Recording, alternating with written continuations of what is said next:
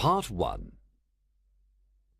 Sherlock Holmes did not like aimless physical exercise, but one spring day I persuaded him to go for a walk with me in the park. We walked for 2 hours, and it was almost 5 when we returned to Baker Street. "I beg your pardon, sir," said our page boy as we entered. "There was a man waiting for you. He was a very restless gentleman. He walked all around the room saying, 'Isn't Mr. Holmes going to return?' Finally he left." You see, Holmes said to me. I needed a case, and now I have lost this one because we went for a walk in the park. Hello? That's not your pipe on the table?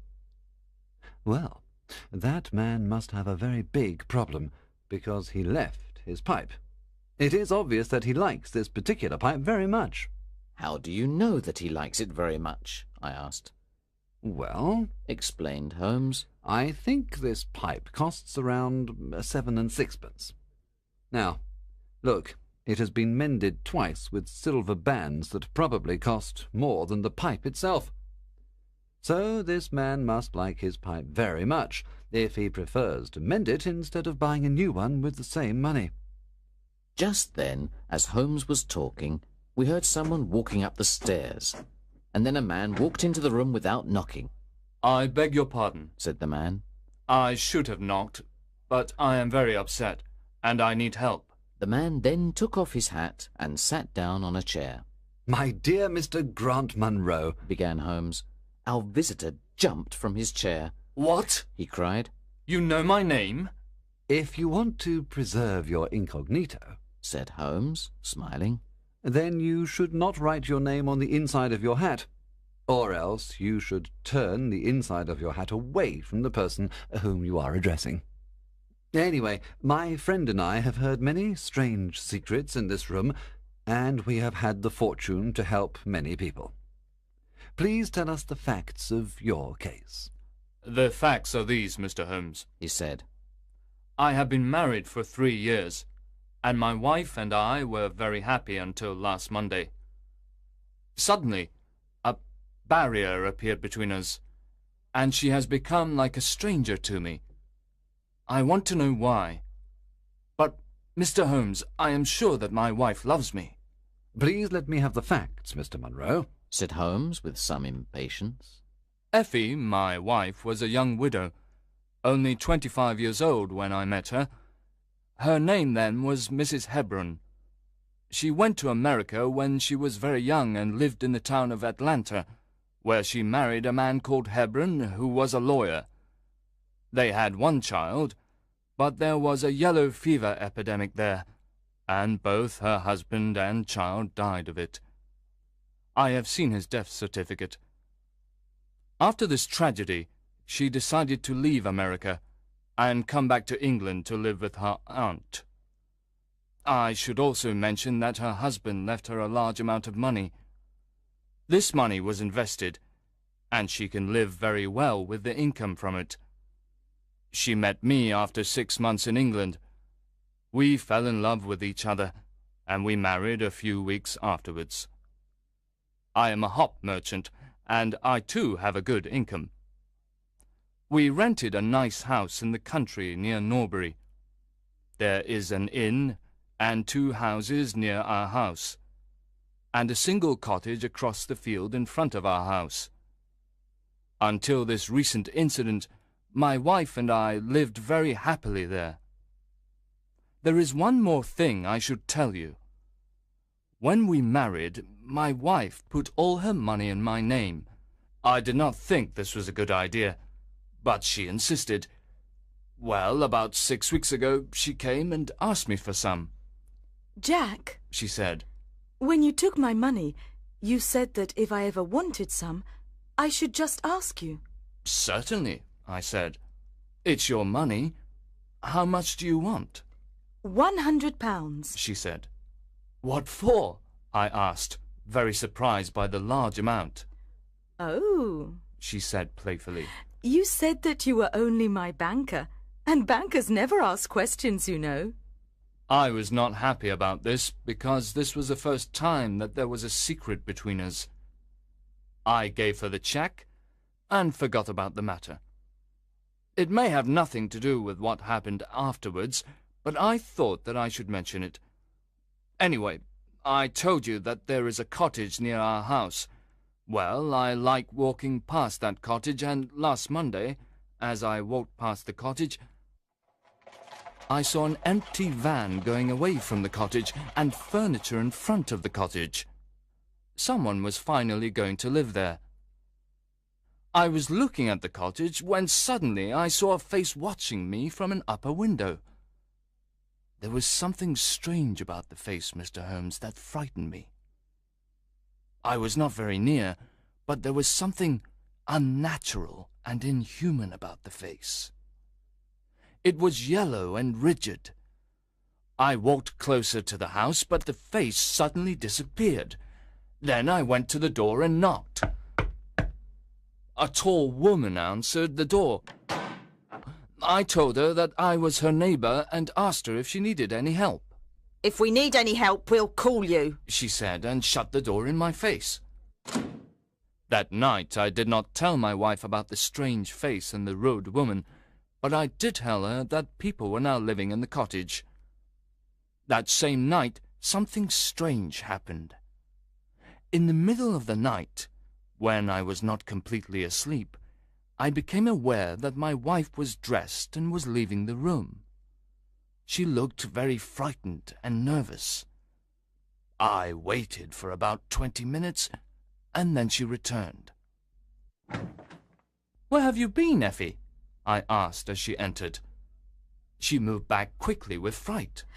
Are you awake, Jack? She cried with a nervous laugh.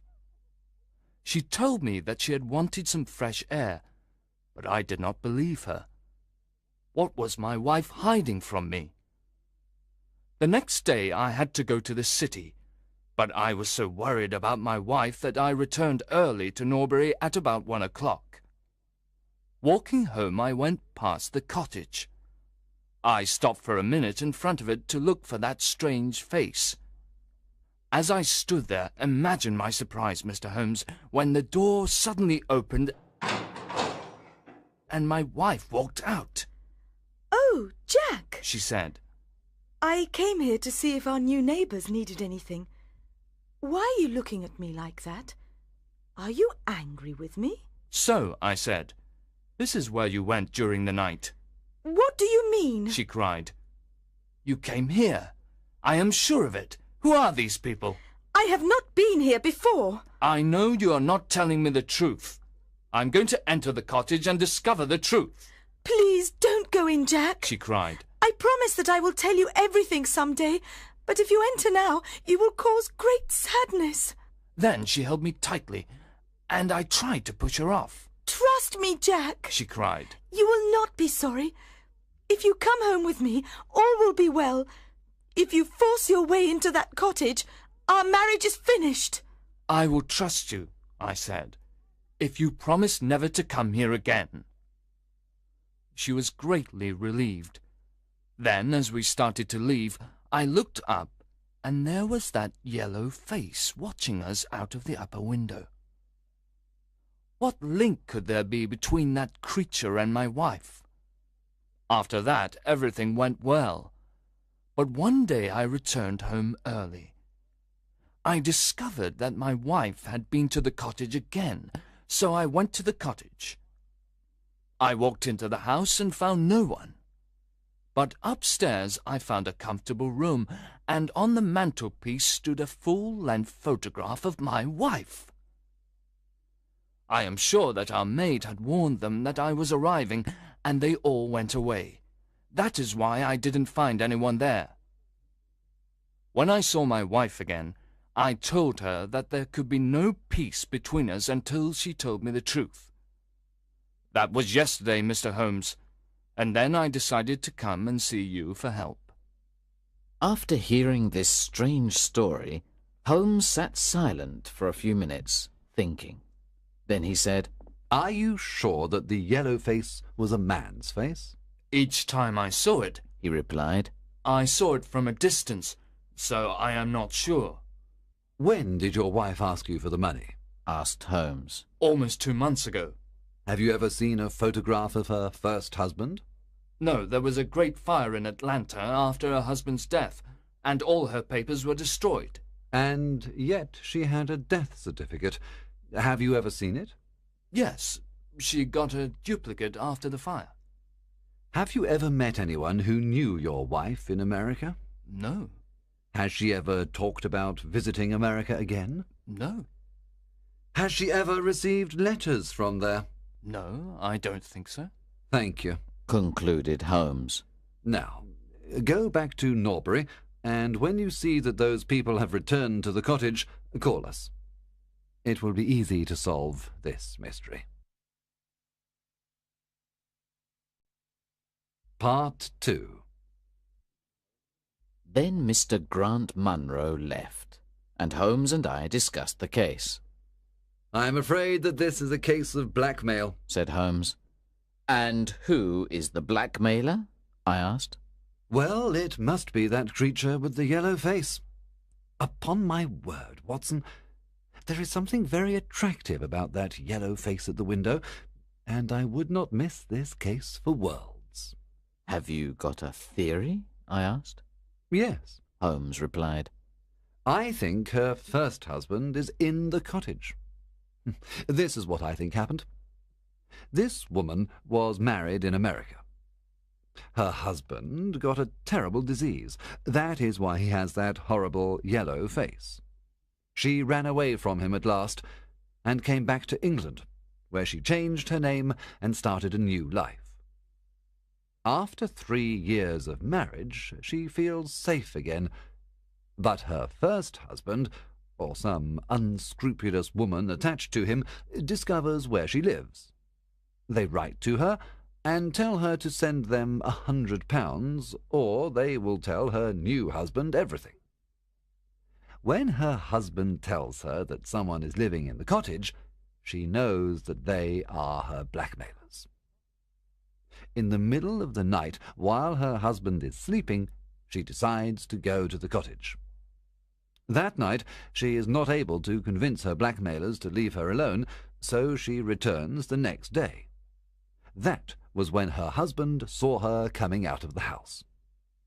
She then promises her husband that she will not return, but she wants to get rid of her blackmailers. She decides to go again, and this time she brings a photograph, which they probably asked her for. Fortunately for her, her maid warns her that her husband is coming, and she and her blackmailers leave the house in time. Now we can do nothing except wait for Mr. Munro to call us, and then we will see if my theory is correct. We did not have to wait long. After tea we received a message from Mr. Munro saying, There are people in the house. That night, Holmes and I took a train to Norbury. Mr. Munro was waiting for us at the station, and he took us to the cottage. When we arrived there, Holmes asked Mr. Munro if he was sure he wanted to enter the cottage. Mr. Munro said he was sure, and we went to the door of the cottage. As we approached the door, a woman suddenly appeared. It was Effie. For God's sake, don't, Jack! She cried. Trust me! I have trusted you too long, Effie. He cried sternly. Let go of me. My friends and I are going to solve this mystery. We rushed up the stairs to the lighted room. In one corner there was a desk, and at that desk there appeared to be a little girl. Her face was turned away from us when we entered the room, but we could see she was wearing a red dress and long white gloves. She turned around to us, and I gave a cry of surprise and horror. Her face was the strangest yellow colour, and it had absolutely no expression. A moment later the mystery was explained. Holmes, with a laugh, put his hand behind the ear of the little girl and pulled off the mask. And there was a little coal-black girl. She laughed. And I laughed too, but Grant Munro stood staring with his hand holding his throat. My God! He cried. What does this mean? I will tell you everything. cried his wife with a proud face. You have forced me, and now we must both accept the situation. My husband died at Atlanta. My child survived. Your child? Cried Grant Munro. She pulled out a locket, and inside the locket was the picture of a very handsome and intelligent man, but a man who was obviously of African descent. This is John Hebron of Atlanta, said Mrs. Munro. And he was a very noble man. I cut myself off from my race to marry him, but I never regretted it for a moment. Unfortunately, our only child took after his people rather than mine. She's very dark, but she is my dear little girl. When the little girl heard these words, she ran to her mother. I left her in America with a trusted servant, Mrs. Munro continued, because she was not very healthy, but I never considered abandoning her. When I met you by chance and learned to love you, I was afraid to tell you about my child. I was afraid to lose you. I kept her existence a secret from you for 3 years. But finally I had to see my little girl. I sent the servant £100 and told her to come to this cottage. I took every possible precaution so that there would not be gossip about a little black girl. That is why she wore that yellow mask. You told me about her arrival in the cottage, and that night I had to see her, and that was the beginning of my troubles. And now, tonight, you know everything. What are you going to do about me and my child? Mr. Grant Munro did not say anything for 2 minutes, and his answer was one of which I love to think. He lifted the little child, kissed her, and with the little girl in his arms, he gave his other hand to his wife. We can talk it over more comfortably at home, he said. I am not a very good man, Effie, but I think that I am better than you thought. We all left the cottage together, and then Holmes and I returned to London. We did not say another word about the case until late that night at Holmes's house in Baker Street, just before Holmes went to bed. Watson, he said, if you should ever think that I am becoming too confident in my powers, or that I am not working hard enough on a particular case, please whisper Norbury in my ear, and I will be infinitely obliged to you.